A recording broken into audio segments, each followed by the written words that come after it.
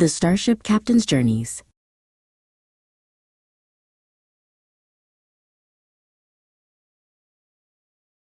Captain David stood on the command bridge, his cobalt blue uniform a stark contrast to the cold steel of his colossal dreadnought. Before them, orbiting the swirling, angry clouds of Nibru, hung the obsidian maw, a moon-sized fortress of black spikes and malevolent energy. Engineering, report. David's voice was calm, a quiet storm before the tempest. Shields at maximum, Captain. All weapon systems green, a voice crackled back.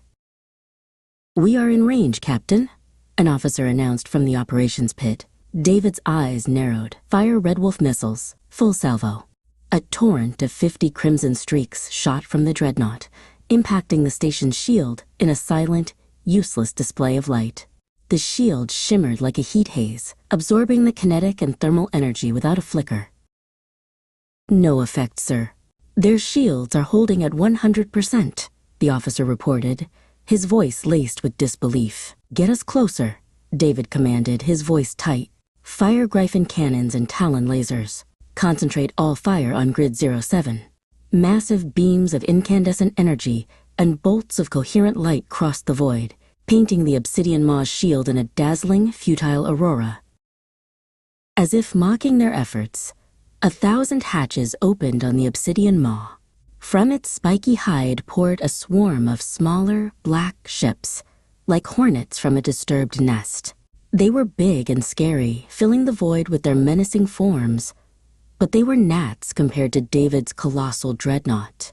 They're launching fighters, the officer stated, a hint of alarm in his voice. A massive swarm. David's response was a roar. Activate all 2,000 Greyhawk drones.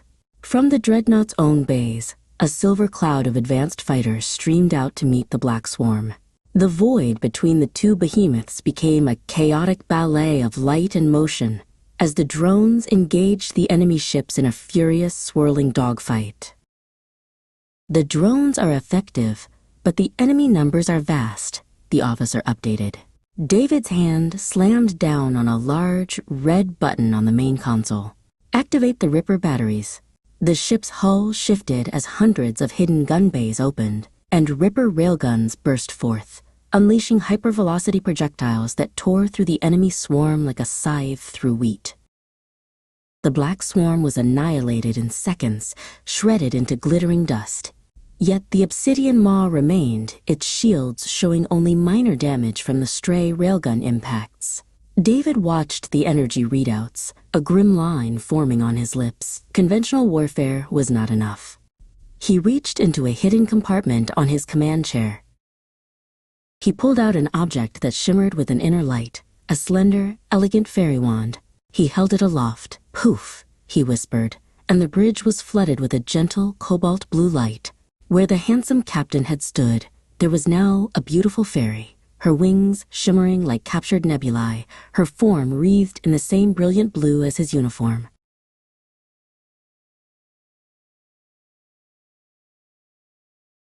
The cobalt fairy drifted to a special console, its surface a smooth, milky blue.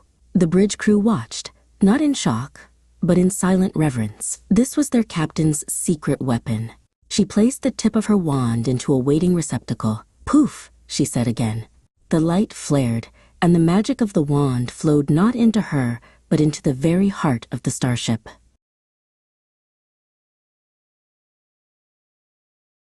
The light subsided, and David the captain stood once more in the fairy's place. But the magic was not gone. It now surged through the very circuits of the dreadnought, a vibrant, cobalt energy that made the whole ship hum with power. The lights on the bridge glowed brighter, and the air crackled with arcane potential.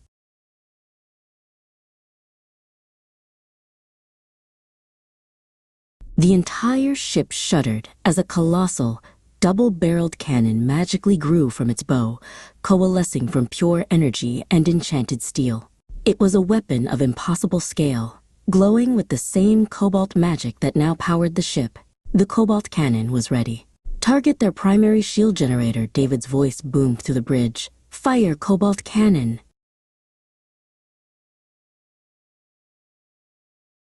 A beam of pure cobalt magic, wider than a dozen lesser ships, slammed into the obsidian maw. The station's seemingly impenetrable shield shattered like glass, the cascading failure visible even from the dreadnought's bridge. An audible gasp went through the crew.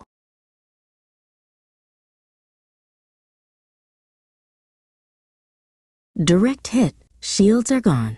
The officer yelled. Fire again. Full power. Both barrels. Target the station's core, David roared. The second blast struck the station's central axis, causing it to buckle and vent plasma into the void. Keep firing. Under the relentless assault, the station began to glow from within, its structure failing.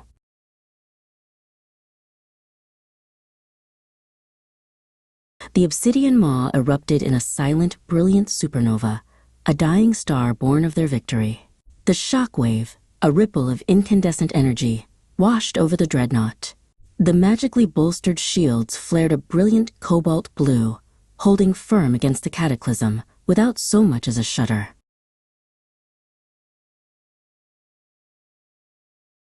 The Greyhawk drones cleared up the last remnants of the enemy fleet. The obsidian maw was gone, but the planet Nibiru remained, still on a collision course with Earth. David ordered the ship into orbit around it. He had won the battle, but now he had to save a world. Give me a full analysis of the planet, David said, turning from the viewport to face his senior officers, who had gathered around the central holodable. What are our options for stopping it? The image of Nibiru shimmered between them, angry and red.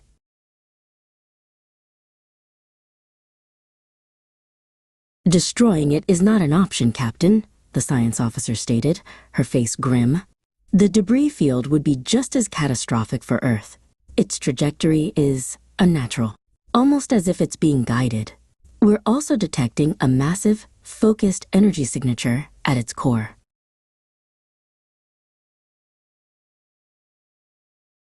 David stared at the readings. The energy source was the key.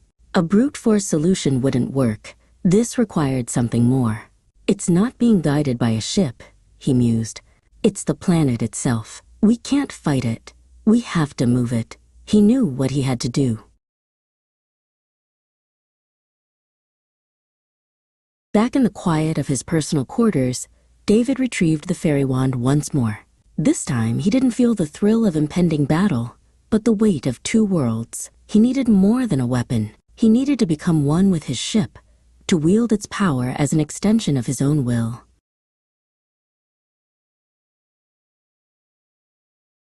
Poof! The transformation was instantaneous. The cobalt fairy hovered in the center of the room, the light from her wings casting dancing patterns on the bulkheads. She closed her eyes, and instead of flying to the bridge, she reached out with her mind, her magical essence flowing out of the room and into the ship's every system.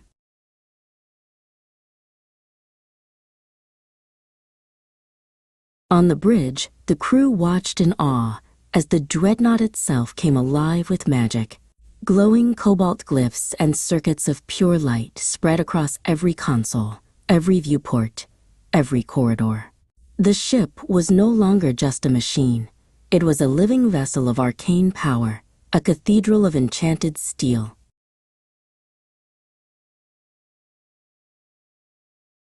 David's voice, now amplified by the ship's comms and imbued with a resonant, magical quality, echoed through the bridge. Helm, take us into a synchronous orbit. Engineering, prepare to channel all power, and I mean all of it, through me. We are going to give this planet a little push.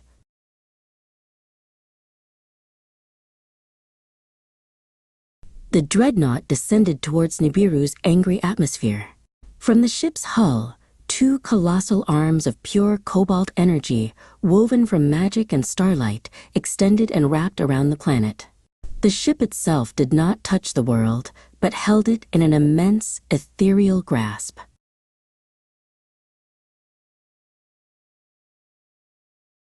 The ship's engines flared, but it was magic that did the work. David, at the heart of the ship, pushed with all his will. The planet resisted, the energy at its core lashing out against the magical field. But the dreadnought's power was absolute. Slowly, infinitesimally at first, the rogue world began to change its course.